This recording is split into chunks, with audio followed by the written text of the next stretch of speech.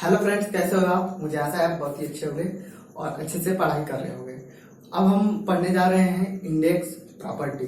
ठीक है, तो इंडेक्स प्रॉपर्टी क्या होता है? इंडेक्स प्रॉपर्टी वो चीज होती है जिसकी सहायता से हम किसी भी सॉइल के बारे में जो है जान सकते हैं, उसको जो है पहचान सकते हैं कि ये कैसी सॉइल है। तो इसीलिए हम लोग इंडेक्स प्रॉपर्टी पढ़ते हैं। ठीक है, तो आइए चलिए हम उसको पढ़ते हैं और इसमें जो जो चीजें हैं उनके बारे में एक एक करके हम फिर से पढ़ेंगे। तो क्या है, देखिए, इंडेक्स प्रॉपर्टी सॉइल की वे प्रॉपर्टी है जिनके आधार पर सॉइल को पहचानते हैं और सॉइल के बारे में जो है जानकारी प्राप्त करते हैं। ठीक है, और इनके आधार पे जो है सॉइल को अलग अलग ग्रुप में जो है बांटा गया है इंडेक्स प्रॉपर्टी की आधार पे। तो इंडेक्स प्रॉपर्टी में जो है किन किन को शामिल करते हैं? इसमें शामिल करते हैं water content, specific gravity, consistency, particle size distribution, sensitivity, thixotropic, compressibility और कोलैप्सिबिलिटी और एक्टिविटी, और भी सारे हैं। तो ये जो है किसी भी सॉइल की क्या है, इंडेक्स प्रॉपर्टी है। इनकी सहायता से सॉइल के बारे में जो है हम जानकारी प्राप्त कर सकते हैं। ठीक है ना। कोई कोई बुक में या कोई कोई ऑथर ने जो क्या किया है कि जो वाटर कंटेंट है इसको इंडेक्स प्रॉपर्टी में शामिल नहीं किया है। तो अगर इसको शामिल नहीं किया है तो इसका मतलब है कि वाटर कंटेंट से हमें ये पता नहीं चलेगा, सॉइल के बारे में जानकारी नहीं मिलेगी। ठीक है, कोई कोई ऑथर ने किसी किसी किताब में आप जब देखोगे तो वाटर कंटेंट को शामिल किया गया है कि नहीं ये इंडेक्स प्रॉपर्टी है, और कोई कोई बुक कहेगी कि नहीं ये इंडेक्स प्रॉपर्टी नहीं है। ठीक है, अगर मेरे से आप पूछो तो देखो वाटर कंटेंट को, अगर देखो वाटर कंटेंट क्या होता है कि किसी भी सॉइल में जो है कितनी जल की मात्रा है। ठीक है ना, कितना वाटर है। ठीक है, तो अगर वाटर कंटेंट को ब्रॉड लेवल में देखेंगे थोड़ा सा, तो जो हम लोग पढ़ते हैं shrinkage limit, plastic limit, liquid limit, तो ये क्या है, ये वाटर कंटेंट ही है। ठीक है ना, वो अलग अलग स्टेट पे सॉइल की अलग अलग स्टेट में जो है वो वाटर कंटेंट को ही प्रदर्शित करता है। तो अगर उस वे में देखेंगे वाटर कंटेंट को तो लिक्विड लिमिट, प्लास्टिक लिमिट और श्रिंकेज लिमिट, इससे जो है हमें सॉइल के बारे में कुछ जानकारी मिलती है। तो मेरे हिसाब से तो इसको शामिल करना चाहिए कि नहीं, ये क्या है, उसमें शामिल है इंडेक्स प्रॉपर्टी में। ठीक है, और बाकी आप लोग डिसाइड कर लीजिए।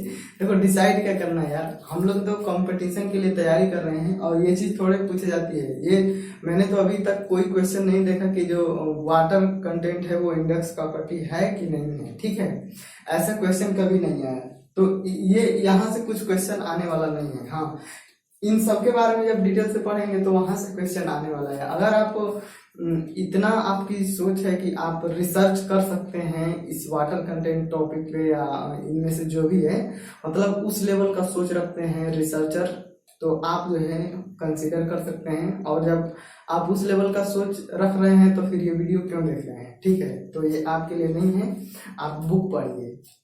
देखो वास्तव में जो नॉलेज मिलता है वो तो किताबों से ही मिलता है। मैं भी आपको प्रीफर करूंगा कि आप जो है किताब पढ़िए। ठीक है, मैं भी खुद मुझे कोई टीचर पढ़ा देता है फिर भी भरोसा नहीं होता है। मैं किताब में जब उसी चीज को देख लेता हूँ तो पूरा विश्वास हो जाता है। ठीक है, तो मैं भी किताब पढ़ना ही ज्यादा वो रखता हूँ। लेकिन किताब पढ़ेंगे तो जो चीज जो है आपको टीचर बता देंगे, तो जो चीज आपको 2 महीने 3 महीने में मिल जाएगी वही चीज आपको 6 महीने 7 महीने में किताब पढ़ेंगे तो मिलेगी। तो फास्ट करने के लिए जो है, जल्दी अचीव करने के लिए जो है पढ़ना पड़ेगा। ठीक है, और मैं ये जो बता रहा हूँ आपको, देखो मैं तो कोई टीचर नहीं हूँ, मैं भी स्टूडेंट हूँ, आपकी तरह ही हूँ। अब आप सोचो कि आपको जो परेशानी हो रही है वो मुझे भी परेशानी होती है, और मुझे भी जो परेशानी होती है तो समझो कि जो आपको परेशानी है वो मुझे है। तो मुझे जो दिक्कत, अभी आप मेरे से थोड़ा सा पीछे हो, तो मुझे जो जो दिक्कत आई है वो दिक्कत जो है आपको भी आने वाली है। ठीक है ना, और आप भी वही रास्ते से भी जा रहे हो और मैं उस रास्ते में आगे हूँ, आप थोड़ा सा पीछे हो।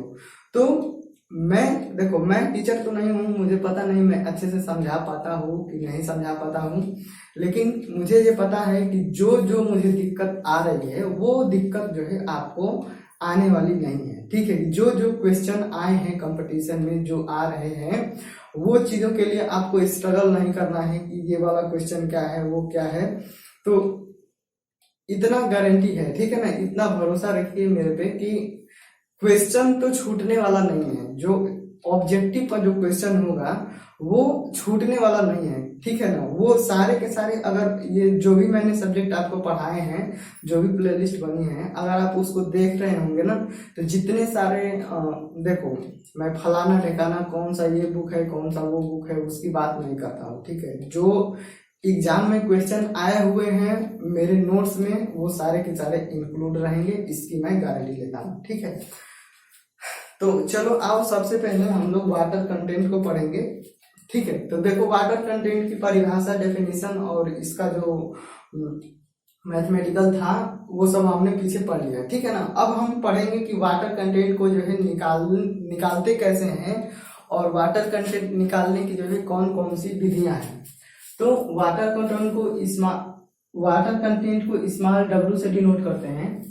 और देखो, सॉइल में उपस्थित वाटर कंटेंट को निकालने के लिए ये सारे मेथड हैं, इनकी सहायता से सॉइल की जो वाटर कंटेंट है, कि कोई भी सॉइल है उसमें कितना वाटर की मात्रा है, वो चीज हम लोग निकालते हैं। ठीक है, तो सबसे पहला मेथड है ओवन ड्राई मेथड, फिर दूसरा मेथड है सैंड बाथ मेथड, तीसरा है एल्कोहल मेथड, या इसी को कहते हैं स्पिरिट मेथड। ठीक है, फिर चौथा मेथड है कैल्शियम कार्बाइड मेथड, फिर torsional balance method, radiation method और पिक्नोमीटर मेथड। ठीक है, तो ये जो पिक्नोमीटर मेथड है, इससे वाटर कंटेंट भी ज्ञात करते हैं और स्पेसिफिक ग्रेविटी भी ज्ञात करते हैं। ठीक है ना।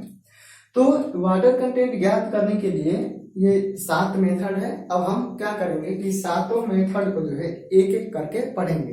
ठीक है, तो चलिए हम लोग उसको वाटर कंटेंट को एक एक करके पढ़ते हैं।